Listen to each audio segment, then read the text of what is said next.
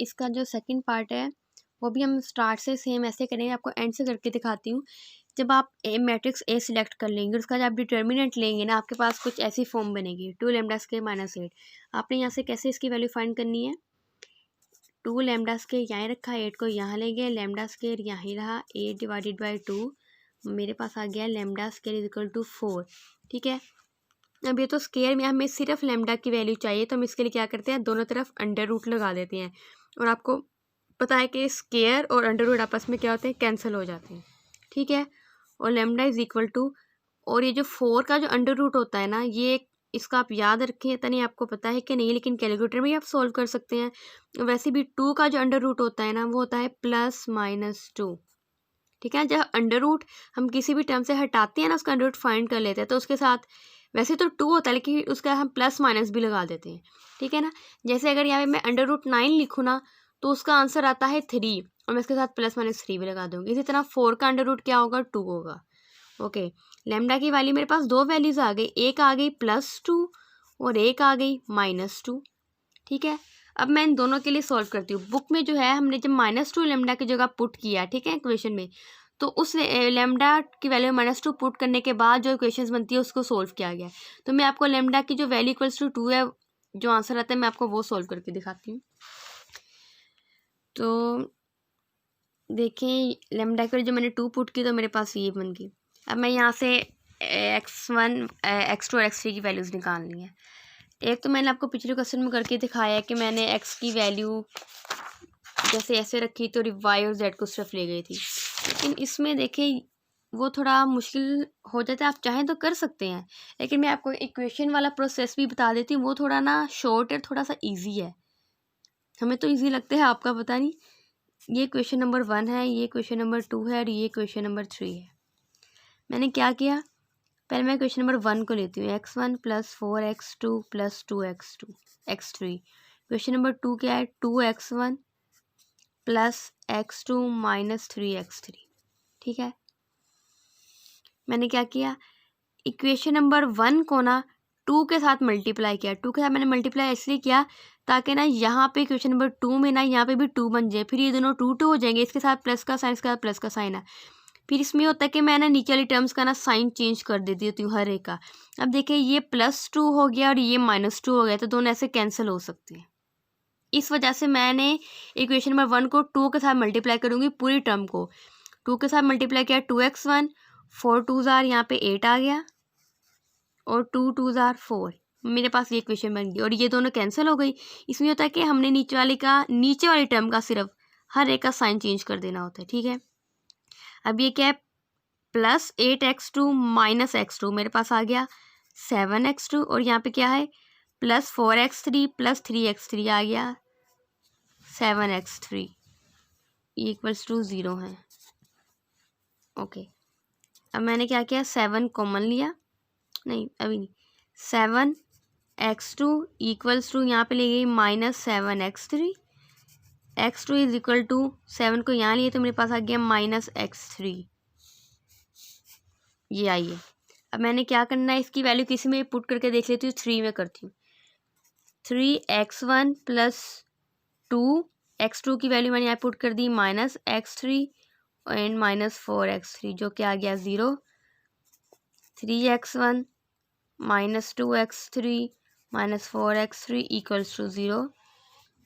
3x1 6x3 = 0।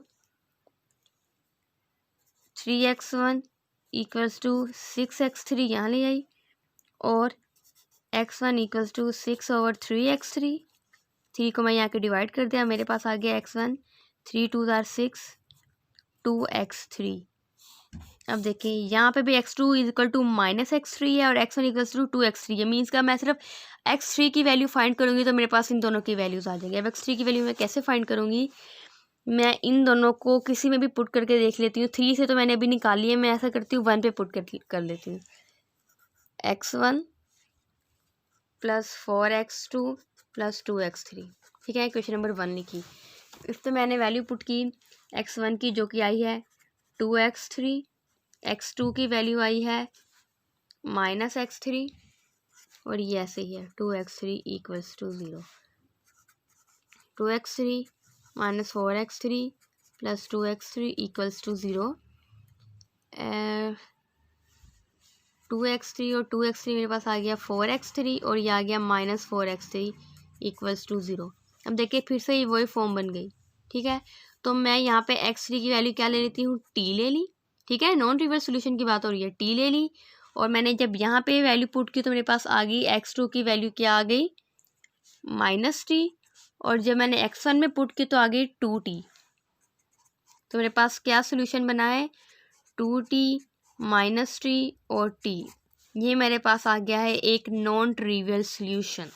Okay, तो अब आप चेक करके देख लीजिएगा कि अभी मैंने देखा नहीं है कि -2 की वैल्यू सॉल्व करने से क्या आंसर आता है। ठीक है, मैंने भी जब लेमडा की वैल्यू 2 पुट किया ना इस इक्वेशन में, उस क्वेश्चन में, क्वेश्चन नंबर 2 में, लेमडा की वैल्यू जब यहाँ पे भी लेमडा है, यहाँ पे भी लेमडा है, जब वैल्यू मैंने +2 पुट किया ना तो मैंने उसके लिए प्रोसेस किया, मेरे पास ये ट्रिवियल सोल्यूशन आया है। तो नोट्स में इन्होंने -2 पुट तो दोनों में ही किया, लेकिन जो -2 पुट करने के बाद जो इक्वेशंस बन रही थी ना, तो उन्होंने उसको सोल्व करके ट्रिवियल सोल्यूशन निकाला है। तो आप देख लीजिएगा कि उनका जो आंसर है -2 पुट करने से यही आ रहा है। तो अगर यही आ रहा है तो इसका मतलब है आप लेमडा की वैल्यू जो सी मर्जी ले सकते हैं। ठीक है, अगर तो डिफरेंट आ रहा है तो आपको दोनों वैल्यूज़ लेके एक लंबा क्वेश्चन हो जाएगा, आपको सोल्व करना पड़ेगा। लेकिन अगर 2 और -2 दोनों वैल्यूज़ लेने से एक ही हमारे पास आंसर आ रहा है तो इसका मतलब है कि हम इनमें से कोई भी वैल्यू के लिए सोल्व कर सकते हैं। ठीक है, तो ये हमने क्वेश्चन नंबर 5 भी सॉल्व कर लिया। क्वेश्चन नंबर 6 में क्या कहा गया है, अब don't possesses a unique solution. अब मैंने आपको यूनिक और इनफाइनाइट मैनी सोल्यूशन, कंसिस्टेंट और इनकंसिस्टेंट का बताया था, आपको दोबारा बता देती हूँ। किसी भी इक्वेशन का हम कहते हैं वो उसका जो सोल्यूशन होता है, वो इक्वेशन जो सिस्टम है उसका, ठीक है, वो कंसिस्टेंट कब होता है। ठीक है, अगर तो उसका सोल्यूशन, जैसे ये इक्वेशन है, इसका सोल्यूशन अगर हमारे पास यूनिक आ जाए, ठीक है, ये सोल्यूशन ये होता है, यूनिक आ जाए या फिर आ जाए इनफाइनाइटली मैनी सोल्यूशंस आ जाए। ये मैंने आपको पहले भी बताया था, तो उसको हम कहते हैं यूनिक सोल्यूशंस। अब यूनिक सोल्यूशन यहाँ पे क्या है कि मेरे पास सिंपल एक आ जाता है 1 2 3, एक सिंपल सोल्यूशन आ रहा है, कोई भी वैल्यू आ गई 3 4 5 0 0 0 या कुछ भी आ जाए। अभी सिर्फ यूनिक की बात हुई। वैसे तो मैंने आपको बताया है कि 0 0 क्या होता है, ट्रिवियल। ट्रिवियल और नॉन ट्रिवियल एक अलग चीज़ की बात हो रही है, वो भी आपको कंपेयर करके बता देती हूँ। और यूनिक और इनफाइनाइट मैनी सोल्यूशंस की एक अलग बात हो रही है। अब अगर कोई इस फॉर्म का सोल्यूशन है जिसका मतलब है यूनिक, ठीक है, लेकिन इनफाइनाइट मैनी सोल्यूशंस क्या है, जैसे अब ये देखें, ठीक है, इसमें मैंने आपको बताया कि अगर टी की वैल्यू जैसे जैसे मैं चेंज करती रहूँगी, मेरे पास सारी वैल्यूज चेंज होती रहेगी, मेरे पास इस तरह एक इनफाइनाइट का मैनी सोल्यूशंस आ जाएंगे। ठीक है, तो इसको हम इस तरह के सोल्यूशन को हम ये भी कहेंगे कि जो इनफाइनाइट मैनी सोल्यूशंस हो जाएंगे, या फिर इसको हम नॉन ट्रिवियल सोल्यूशन भी कह रहे हैं। ठीक है ना, और जो इस तरह का सोल्यूशन है या इस तरह का है, इसको हम कहते हैं यूनिक सोल्यूशन। लेकिन ये जो है ना, इसको हम सिर्फ ट्रिवियल कहते हैं, इसको हम ट्रिवियल नहीं कहेंगे। ट्रिवियल हम सिर्फ इस फॉर्म को बोलेंगे, लेकिन इन तीनों को हम कह सकते हैं ये सारे क्या है, यूनिक सोल्यूशंस हैं। और इसको हम क्या कहेंगे, ये नॉन ट्रिवियल भी है। अगर ट्रिवियल और नॉन ट्रिवियल क्या पूछा जाए, ट्रिवियल ये है, नॉन ट्रिवियल इस तरह का है।